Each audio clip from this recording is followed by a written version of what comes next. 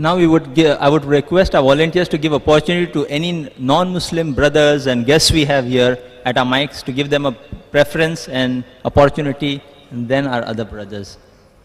Thank you. Can we have your name and designation and your question after that? Hello. My brother on the right. I am K. Mahesh, lecturer from Sabu Siddiq Polytechnic in the Computer Department. I would like to ask regarding the Muslim marriage system, why Islam allows more than one woman to be married with a man? I mean, apart from that, why it allows multiple marriages after talaqs? And does it harm, I mean, in terms of medical, like AIDS and that type of things? And why Islam suppresses the woman that much and don't give the equal status to the woman? As a recent example of Afghanistan, which had happened, that a woman had been beaten as she was out and doing some work, and she wasn't in the parda. Brother, what I would request you ask question on the topic. Zakir has covered another topic of this question: women's rights in Islam, modernizing or outdated. There is a videotape we have available. Women's rights, it covers up. It's a 3-hour lecture. You just put one question. There are hundreds of questions on this topic. Brief topic, and he has covered up many of these questions. What we request? Ask question on the topic. Why it allows more than one marriages, like 2-3 women, one man? I mean, marry more than one. No, excuse me. Can I have your name, please? I didn't. K. Mahesh. I am K. Mahesh. Huh? What I would like to clarify is that today the talk is on Quran and modern science. You may ask any question on this topic, not any question outside this topic. I would request that if the chairperson give me opportunity, since it's a non-Muslim asking a question, if the chairperson gives the opportunity, we will make only this as the first exception. Okay, we'll allow this, but let's not make it a habit. Since the person is not ready to leave the mic, he may think that we may not know the answer. Brothers, we have this rule so that all the questions on the topic are covered. As Dr. Muhammad Naik said, these questions, what have been posed earlier, which was rejected, since he was a Muslim, we didn't allow. Since you're a non-Muslim and you're so enthusiastic, but I think the chairperson will not give a second chance to another non-Muslim who breaks the rules. We'll allow him. Usually when Zakir goes abroad also, we have a session called open question answer session on the topic or out of the topic. Today it is not like that. Today it's only on the topic. The brother posed the question that why does Islam allow a man to marry more than one wife? For remaining questions, all your questions answered in that cassette, even this. But since you asked here, I'm just giving the reply. That Quran is the only religious book on the face of the earth which says marry only one. There's no other religious book on the face of the earth. Whether you read the Ramayana, the Mahabharata, the Bhagavad Gita, the Bible, no religious book says marry only one except the Holy Quran.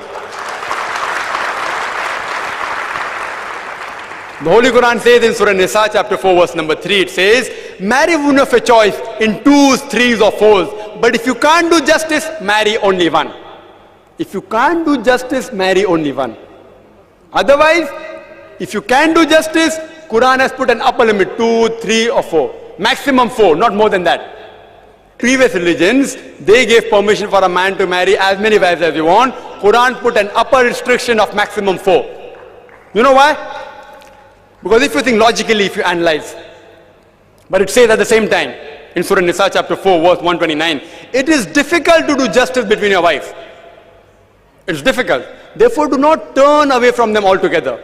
Marrying more than one wife, you don't get more sawab. You don't get more blessings. There is no hadith saying that if you marry more than one wife, you get more sawab. There's a hadith which says that if you marry, you complete half your deen. So somebody asked me a question at the time, does it mean if I marry twice, I complete my full deen? No, marriage takes you away from promiscuity, from fornication, therefore it is fard. But whether you marry 1 or 2, yet you're only completing half your deen. The reason why Islam gives permission for polygyny, that's the right word, is because if you analyze, men and women are born in equal proportion. But in the pediatric age itself, since the female is the stronger sex medically, if you ask any pediatrician, he'll tell you, the female can fight the germs and disease much better than the male. So more female children live than the male children. There are more deaths in the male children than female children. When you grow up, there are accidents, death due to cigarette smoking, death due to war. More male die than female. War in Afghanistan. Do you know more than 1 million people died? Mainly they were gents. Whatever it is, whatever you said. More men die than female. If you analyze the statistics, India is one of the few countries in which there is more male than female. You know why? Because of female infanticide. Every day, 3,000 fetuses are being aborted when they identified that they are females. More than 1 million aborted every year in India on being identified they are female.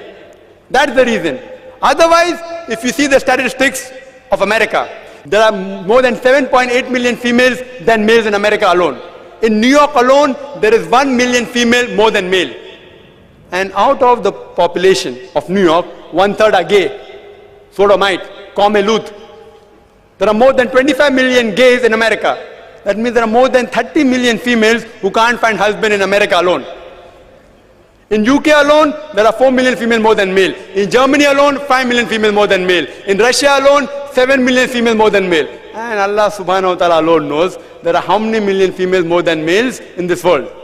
I am asking you a question that suppose my sister or your sister happens to live in America, and suppose everyone agrees with your philosophy that every man should marry one wife, and every man in America marries a woman, still there will be 7.8 million females, and plus, since the gays also don't get married, there will be more than 25 to 30 million females who can't find husbands.